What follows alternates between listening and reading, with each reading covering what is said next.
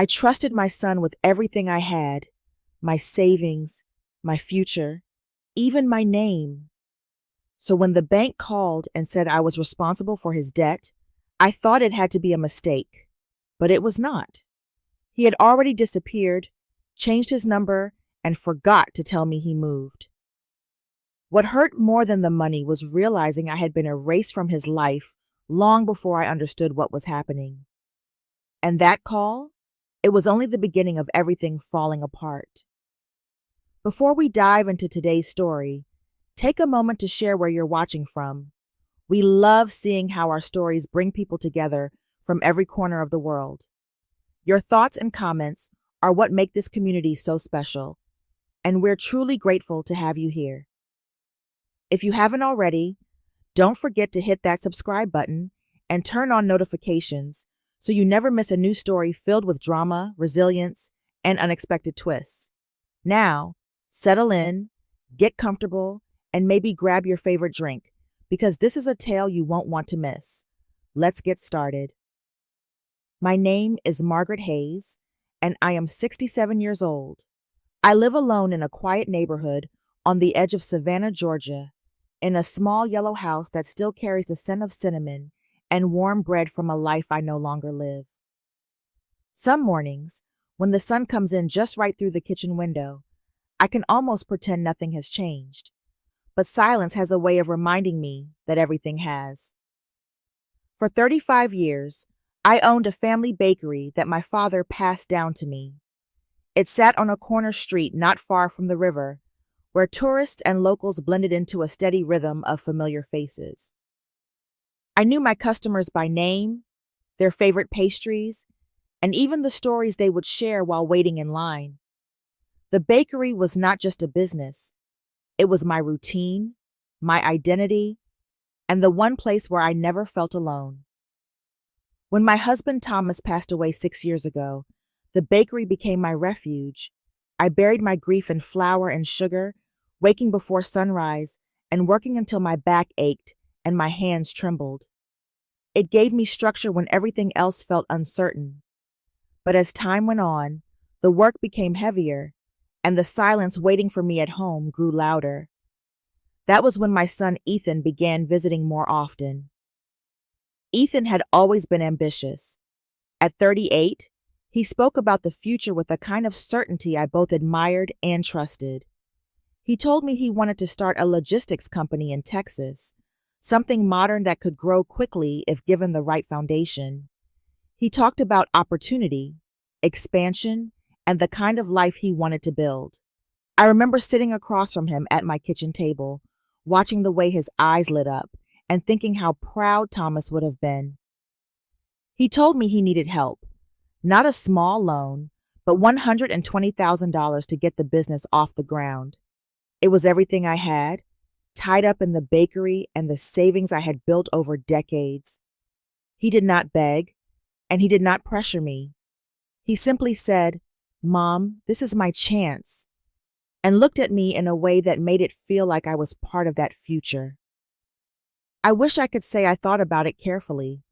I wish I had asked more questions, but I did not. I told myself that this was what mothers do. We give, we trust. We believe that the love we pour into our children will come back to us in some form someday. I sold the bakery within 3 months. Watching someone else stand behind my counter felt like watching my own life being handed over. But when I gave Ethan the money, I felt a strange kind of peace. I believed I was helping him build something that mattered. After he moved to Texas, he called often. He told me about meetings, progress, and small victories that sounded like the beginning of something big.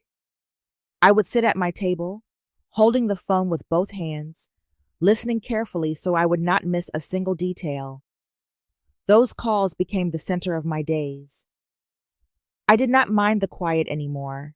I told myself it meant he was busy building a better life. I believed that one day he would look back and remember everything that had been given to him. And for a while, that belief was enough.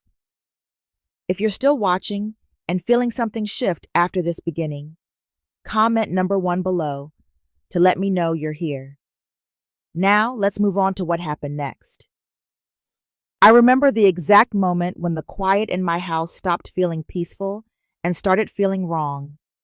It was a Tuesday morning, warm and still, the kind of southern day where the air feels heavy even before noon. I had just poured my coffee when it occurred to me that I had not heard from Ethan in over a week. At first, I brushed it off. He was building a business after all. Busy meant progress. That was what I told myself. But something inside me would not settle. I picked up my phone and called his number. I expected to hear his voice, or at least his familiar voicemail greeting. Instead, a flat, automated message answered me. The number you have dialed is no longer in service. I stood there, frozen, the phone pressed to my ear as if the message might correct itself if I waited long enough. I hung up and dialed again. The same message. I tried a third time, then a fourth. By the fifth attempt, my hands were trembling. I told myself it had to be a mistake. Maybe he had changed providers. Maybe he forgot to update me. There had to be a simple explanation. I scrolled through my contacts and found Lily's number. When she answered, her voice sounded distant, distracted, like I had interrupted something more important. I explained that I could not reach Ethan. There was a brief pause, and then she said almost casually that they had moved to Dallas about 6 weeks earlier. She added that everything had been so hectic that they forgot to tell me. Forgot. The word landed heavier than anything else she could have said. I asked why their numbers had changed, trying to keep my voice steady. She mentioned something about a better phone plan, cheaper rates, and convenience. Her tone suggested the conversation was already over. I waited, expecting her to give me Ethan's new number, but she did not. She said she would send it later and ended the call before I could respond. The message never came. That afternoon, I sat in my living room without turning on the lights. I watched as the sunlight faded and shadows slowly filled the space where my life used to feel full. The house felt different, as if something invisible had shifted. I had never felt so aware of the silence before. Over the next several days, I tried to reach Ethan again and again. I called his old number even though I knew what I would hear. I sent messages that would never be delivered. I searched online, clicking through profiles and pages I barely understood, hoping to find some trace of him. There was nothing. No updates, no photos, no signs that he even thought of me. I kept telling myself not to overreact. Children grow up. They move away. They get busy. That is how life works. But this did not feel like distance. It felt like I had been quietly removed from his world. A month passed in that uneasy state. My routines began to slip. I forgot meals, lost track of time, and found myself staring at my phone more than anything else. Sleep became shallow and restless. Every day felt like waiting for something that never came. Then one morning, my phone rang. The number was unfamiliar, with a Texas area code. For a moment, hope rushed through me. I thought it might finally be Ethan. I answered quickly, my voice almost eager. Instead, a man introduced himself as a representative from a bank. He asked if I was Margaret Hayes. When I confirmed, his tone turned formal. He explained that he was calling about a loan connected to Ethan Hayes and that I was listed as a co-signer. The words did not make sense at first. He spoke about missed payments and overdue balances, about deadlines and consequences. I could feel the room shifting around me, like the ground was no longer steady beneath my feet. When the call ended, I sat there in complete silence, the phone still in my hand. For the first time, I understood that this was not a misunderstanding. Something had been done to me. If this moment made you question what is really going on, comment number 2 below to show you're still with me. Now let's uncover the truth behind it. The call from the bank did not end when the man hung up. It followed me into every corner of my house, settling into the quiet like something heavy and unmoving. I sat at my kitchen table long after the conversation ended, staring at the surface in front of me as if the answers might appear there if I waited long enough. None did. At first, I convinced myself it had to be a mistake. Banks misfile things. Names get attached to the wrong accounts. There had to be a reasonable explanation that did not involve my son putting me in danger. I repeated that thought over and over until it began to lose its meaning. I stood up slowly and walked to the cabinet where I kept all my documents. Everything in my life had always been organized. I believed in keeping records, in knowing where things were, in maintaining control over what I could. My hands hesitated for a moment before opening the drawer, as if some part of me already knew what I would find. I pulled out a folder labeled with Ethan's name. Inside were years of quiet support, bank transfers, handwritten notes, and the final receipt from when I sold the bakery. I ran my fingers over that receipt longer than I needed to, remembering the day I handed over the keys, telling myself it was for something bigger. I began sorting through the papers one at a time. The words blurred occasionally, my mind drifting between what I was reading and what I feared. Then I found a set of documents clipped together, thicker than the rest. I recognized them immediately. 2 years earlier, Ethan had come by unexpectedly. He had seemed rushed but excited, explaining that his accountant needed a few signatures to complete some business requirements. He told me it was routine, nothing important, just paperwork that had to be filed. I remember laughing lightly and telling him he always made things sound more complicated than they were. I signed without reading. Now, sitting at my table, I unfolded those same pages and forced myself to read every line. The language was formal, filled with terms I had never taken the time to understand before. My eyes moved slowly, carefully, until they stopped on a phrase that made my chest tighten. Co-signer agreement. I read it again, this time more slowly, hoping I had misunderstood. My name was there, printed clearly. My address followed beneath it, and at the bottom of the page, unmistakable and final, was my signature. A quiet pressure built in my chest as the realization settled in. I had agreed to take responsibility for Ethan's loan, not as a backup, not as a distant reference, but as someone equally obligated to repay it. If he failed, I would be the one they came after. There was no error, no misunderstanding. I had signed it myself. I leaned back in my chair, the paper still in my hands, and stared at the ceiling as if distance might make the truth easier to accept. It did not. Instead, it grew heavier, pressing against every thought I tried to form.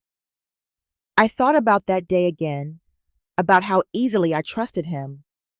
I never questioned why he needed my signature. I never asked what I was agreeing to. I simply believed that my son would not put me in harm's way. I picked up my phone and called the bank again, this time asking for a clear explanation. The representative confirmed everything I had read. The loan was overdue. Payments had not been made for months. I asked what would happen next. He explained that if the debt remained unpaid, legal action could follow, that assets could be seized, that my home could be at risk. When the call ended, I sat there without moving. The confusion I felt earlier had disappeared. In its place was something far worse. I finally understood what had been done to me. If you can feel the tension building and want to see how deep this goes, comment number 3 below to stay with me. Now let's move into what changed everything. After my second call with the bank, I realized I could not sit in my kitchen any longer pretending this would resolve itself. The truth was already in front of me, written in ink and confirmed by strangers. If I wanted answers, I had to face the person who had put me in this situation. I had to find Ethan. That same evening, I packed a small bag. I did not bring much, just a few clothes and the folder containing every document connected to him. The CO signer agreement, the bank notices, and the records of every dollar I had given him. Before leaving, I paused in my living room and picked up an old photograph. Ethan was 5 years old in it, standing in front of the bakery with flour on his cheeks, smiling without hesitation. I slipped it into my purse without fully understanding why. The journey to Dallas felt longer than it should have. Every mile gave me too much time to think, to question, to remember. I kept replaying conversations from years ago, searching for signs I might have missed. By the time I arrived, I was exhausted, but not from travel. It was the weight of uncertainty that drained me. Dallas was nothing like Savannah. The city moved fast, loud, and indifferent. I rented a small, worn motel room near the station, choosing practicality over comfort. I told myself I would not stay long. I only needed to find my son. It took most of the next day to locate his address. When I finally stood across the street from the house, I felt something shift inside me. The neighborhood was quiet and polished, with wide streets and homes that looked untouched by struggle. In the driveway sat a dark Tesla, clean and expensive, reflecting a life far removed from the one I had imagined he was struggling to build. I walked toward the house slowly, my heart beating harder with each step. Part of me still hoped there was an explanation waiting behind that door, something reasonable, something that would make sense of everything. I rang the bell. Footsteps approached, and the door opened to reveal Lily. Her expression changed the moment she recognized me.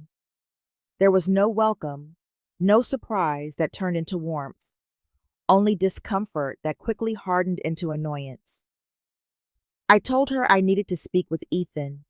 She hesitated for a moment before calling his name, but she did not invite me inside.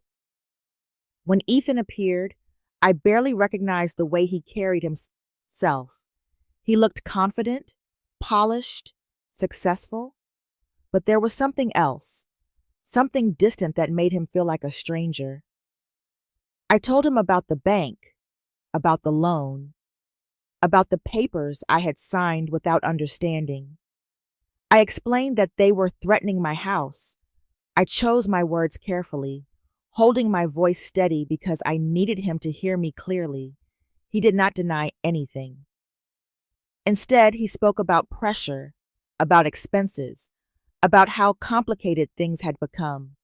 He avoided my eyes as he talked, as if not looking at me made the truth easier to manage. I looked around again, taking in the house, the car, the life he was living. None of it matched the struggle he described. Lily stepped forward, her voice firm, explaining that businesses required sacrifice. The way she said it made it clear that I was part of that sacrifice. Ethan offered to help, but not fully. Just a small amount, something temporary. Lily went inside and returned with an envelope. She handed it to me without hesitation. I opened it. $500. I held it in my hand, trying to understand how everything I had given him could be reduced to this. It was not just the money. It was the meaning behind it. The conversation ended quickly. There was no plan, no real promise, only distance. Lily moved to close the door. Ethan looked at me one last time. There was no guilt in his expression, only relief. And then the door shut, leaving me standing outside, no longer part of the life I had helped build. If this part left you wondering how far things will escalate, comment number 4 below, so I know you're still here. Now let's continue to the turning point. The trip back to Savannah felt longer than the journey to Dallas, even though the distance was the same. I sat by the window the entire time, watching the world pass in a blur that my mind could not absorb. All I could see, over and over again, was Ethan standing in that doorway, looking at me like I was someone he had already left behind. There was no guilt in his face, no hesitation, only relief. That was the moment something inside me stopped reaching for him. When I stepped back into my house, the silence greeted me again, but it no longer felt familiar. It felt final. I placed my bag by the door and set the envelope with $500 on the kitchen counter. I stared at it for a long time. That small amount of money carried more meaning than anything else. It was not help. It was the measure of how little I mattered in his life. The days that followed moved slowly. I answered calls from the bank, listened to their warnings, and wrote down deadlines I had no idea how to meet. Each conversation sounded the same. Each one ended with the same quiet pressure settling deeper into my chest. I realized that waiting for Ethan to fix this was no longer an option. If I did nothing, I would lose everything I had left. One afternoon, my neighbor Carol came by. She had always been the kind of person who noticed things others ignored. She looked at me carefully before sitting down across from me at the table. I did not try to hide anything. I told her everything, from the phone call to the trip, from the documents to the way the door had closed in my face. She listened without interrupting, her expression growing more serious with each detail. When I finished, she reached for my hand and held it gently. "You need to see what they are saying," she said. I did not understand at first, but she pulled out her phone and opened a page I barely recognized. It was Lily's profile. I had never paid attention to social media, never felt the need to look into a world that seemed so distant from my own. But as Carol scrolled, I saw it clearly. Photos of a life I had never been invited into. Expensive dinners, polished smiles, carefully arranged moments that told a story of success. The caption spoke about effort, ambition, and independence. There was no mention of me, not even a shadow of acknowledgement. Then Carol stopped. The post on the screen was simple, but it felt heavier than anything I had read before. Some people only show up when they want something. Setting boundaries changed my life. I read the words again and again, trying to understand how I had become that person. The one who takes. The one who needed to be cut off. We kept scrolling. Another post appeared, this one speaking about toxic family members and the importance of walking away from negativity. The comments were filled with support, with people praising the strength it took to remove harmful influences. I felt something inside me shift. The pain was still there, but it was different now. It was no longer confusion or disbelief. It was clarity. I was not part of their lives anymore, not in any way that mattered. I had been removed, rewritten into something unrecognizable. Not a mother, not family, but a problem they had solved. That night, I sat at my kitchen table with the documents spread out in front of me again. The agreement, the notices, the proof of everything I had given. For the first time, I stopped asking why. Instead, I asked myself what I was going to do next, because the truth was no longer hidden. They had not only taken from me, they had erased me. That night, I did not sleep. I sat at my kitchen table with every document spread out in front of me, reading them again as if repetition might change their meaning. But nothing changed. The words stayed the same, the signatures stayed the same, and the truth remained exactly where I had been avoiding it.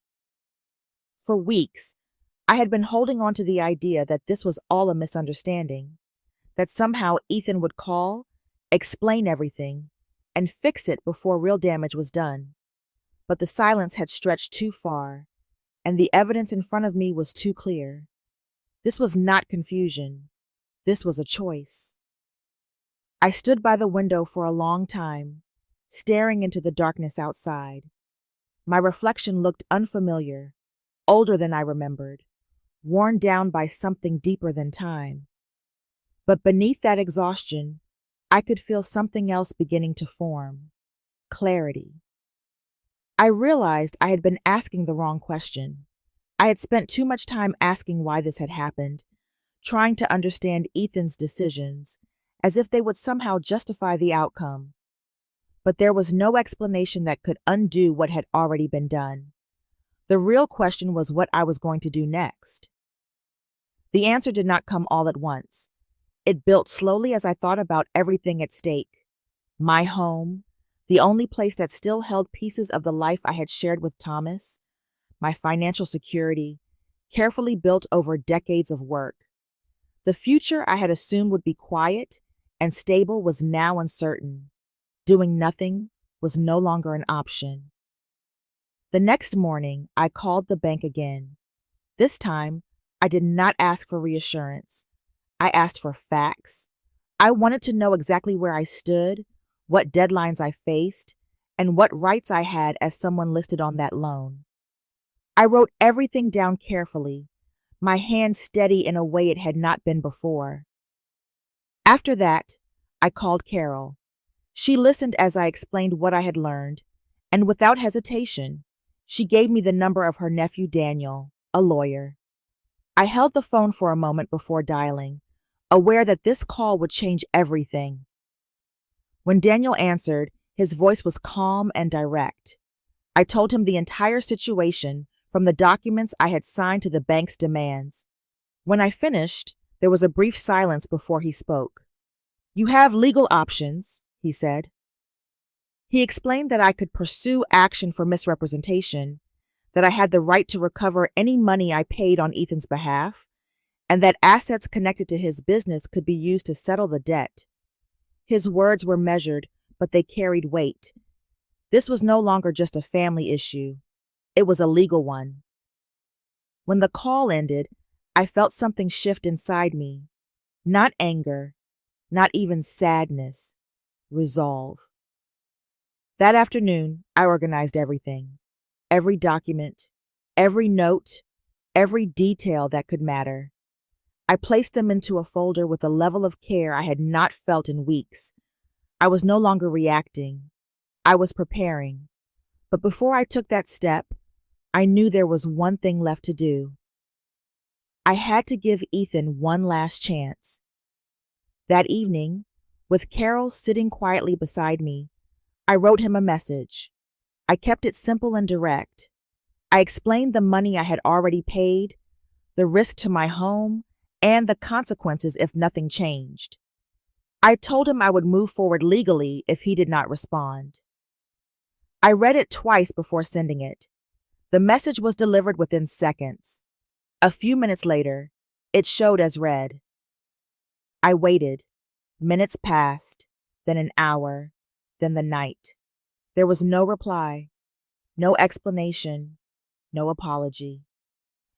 Only silence. I set the phone down and took a slow breath. In that silence, I made my decision. If you're still here and ready to see how everything starts to unravel, comment number 6 below to let me know. Now, let's move on to Chapter 7. The days after I sent that message passed in a strange, heavy silence. It was not the kind of quiet I had once found comfort in. This silence felt like something waiting to collapse. I still checked my phone at first, more often than I wanted to admit, even though I already knew what I would find. Nothing. By the third day, I stopped looking. The hope that had been quietly holding on inside me began to fade, replaced by something steadier and colder. Acceptance was not immediate, but it was beginning to take shape. Later that week, I met Daniel at his office. The space was small, orderly, and filled with shelves of files that made everything feel more official than I was ready for. I sat across from him and explained everything again, this time with more clarity, more structure. I walked him through the timeline, the documents, the phone calls, and the visit to Dallas.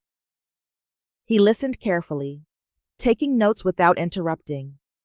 When I finished, he leaned back slightly and looked at me, with a seriousness that confirmed what I already felt. "This is not just a financial issue," he said. "There are signs of misrepresentation here, possibly fraud." Hearing those words out loud changed something inside me. It was no longer just my interpretation of events. It had a name, a definition that existed outside of emotion. We began organizing the case that same day. He explained the process, what we would need, and what to expect. It felt overwhelming, but also grounding. For the first time, I was not just reacting, I was taking control of something. A few days later, something unexpected happened. There was a knock on my door in the middle of the afternoon. When I opened it, a woman stood there holding a folder, her expression polite but serious. She introduced herself as a representative from Adult Protective Services. My chest tightened immediately. She explained that they had received a report expressing concern about my mental state. According to the report, I was confused, making poor financial decisions, and possibly harassing family members. For a moment, I could not process what she was saying. I stepped aside and invited her in. As she asked questions, I answered calmly, explaining everything clearly. I showed her my documents, my organized records, my home. I did not rush, and I did not raise my voice. When she finished, her expression softened. "There is no indication that you are unwell," she said. I nodded, but inside, something shifted again. I knew who had made that report. After she left, I called Daniel and told him everything. He was quiet for a moment before responding. "This shows intent," he said. "They are trying to discredit you." The words settled heavily, but they also strengthened something in me. That night, I sat alone, but the feeling was no longer the same. The sadness was still there, but it no longer controlled me. In its place was a growing sense of clarity. A few days later, Daniel called again with new information. He had been reviewing Ethan's business records and found something important. "The company is not struggling," he explained. "It is actually profitable." I sat there, absorbing that slowly. Ethan had not been unable to pay. He had chosen not to. That realization did not shock me. It confirmed everything I had begun to understand. This was not confusion. It was deliberate. Once everything was clear, the process began to move quickly. Daniel did not hesitate. Within days, he organized every document, every record, every detail that could support my case. What had once felt like a personal betrayal was now becoming something structured and formal. It was no longer just my story. It was evidence. I signed the legal paperwork at his office, my hand steady despite the weight of what it meant. There was no sense of victory in that moment, only a quiet understanding that I had crossed a line I could not return from. I was not doing this out of anger. I was doing it because I had no other way to protect what was left of my life. The complaint outlined everything: the money I had given Ethan, the loan I had unknowingly signed, the missed payments, and the attempts to cut me out completely. It also included the report made against me, the one that questioned my mental stability. Each piece was written plainly, without emotion, reduced to facts that could not be denied. When the filing was complete, Daniel explained the next steps. Ethan would be formally notified. He would have a limited time to respond. If he ignored it, the court could rule in my favor. If he fought it, the case would move forward in full. Either way, things had changed. The days that followed were quiet again, but this silence felt different. It was no longer filled with uncertainty. It felt like something inevitable was approaching. I continued with my routine, waking early, making coffee, moving through my home as I always had. But underneath it all, I knew I was waiting. A week later, Daniel called. "They have been served," he said. I sat with that information for a moment. Somewhere in Dallas, Ethan now knew what I had done. I wondered how he would react, but I realized I no longer understood him well enough to guess. 3 days passed before my phone rang. The number was unfamiliar, but I answered without hesitation. Ethan's voice came through, tense and urgent. He asked if the lawsuit was real, if there had been some kind of misunderstanding. The tone in his voice was different from anything I had heard before. There was no distance in it, no indifference, only pressure. I told him the truth. Calmly, without raising my voice, I explained that I had waited, that I had given him chances, and that he had chosen silence. He spoke quickly, offering explanations, saying things had become complicated. He insisted we could resolve everything without legal action, that we were still family. The word no longer held the same meaning. He offered to make a partial payment, something to show he was trying. He asked me to stop the case, to give him more time. I listened carefully, but I did not feel the same pull I once would have. I told him no, not out of anger, but because I finally understood that promises were no longer enough. When the call ended, I felt something settle inside me. The case would continue, and this time, I would not step back. If you've made it this far and want to see how it all ends, comment number 8 below to stay with me. Now, let's move into the final outcome of the story. The legal process unfolded slowly, far slower than the storm of emotions that had led me there. Weeks turned into months, each one marked by updates from Daniel, stacks of paperwork, and long stretches of waiting that gave me too much time to think. At first, I believed the waiting would wear me down. Instead, it did something unexpected. It steadied me. The fear that had once followed me through every room of my house began to loosen its grip.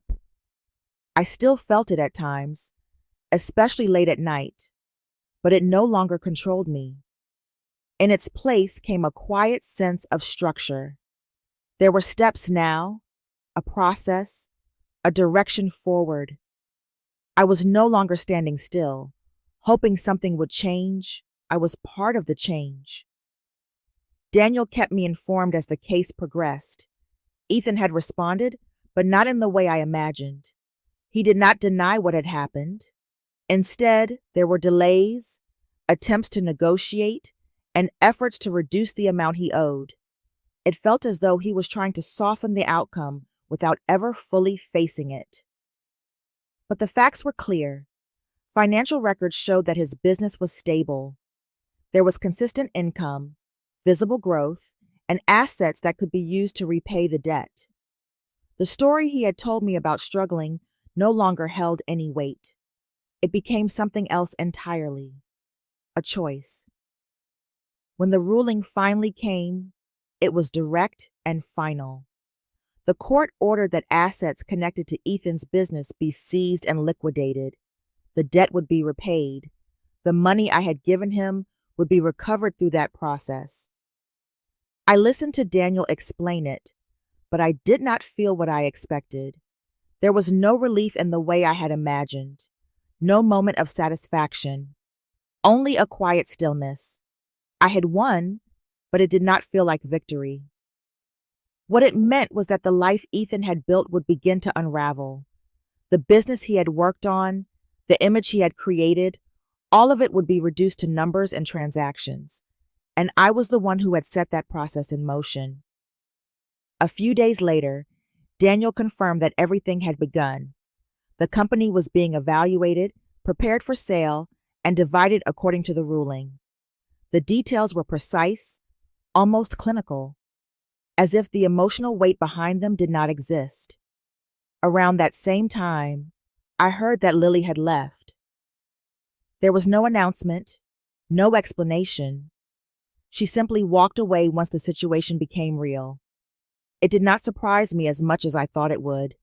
The life they had shown the world had always seemed too polished to be stable. The financial outcome resolved itself over the following weeks. The debt was cleared. The money I had lost was returned. The threat to my home disappeared.